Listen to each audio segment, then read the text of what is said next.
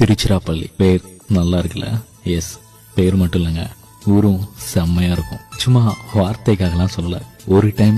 ஒரே ஒரு டைம் வந்து பாருங்க. லைஃப் டைம் செட்டில்மெண்ட்னு சொல்ற அளவுக்கு சரண்டர் ஆயிடுவீங்க. சின்ன ஊர் தான், ஆனா சும்மா சிங்க மாதிரி கம்பீரமா இருக்கும். மலைக்கோட்டை தான் இந்த ஊருக்கு மகுடம்னா, காவேரி தான் அதை அலங்கரிக்கும் வைரம். இந்து, கிறிஸ்து, முஸ்லீம்னு எல்லாருமே ஒண்ணுக்குள்ள ஒன்னா இருப்போம்.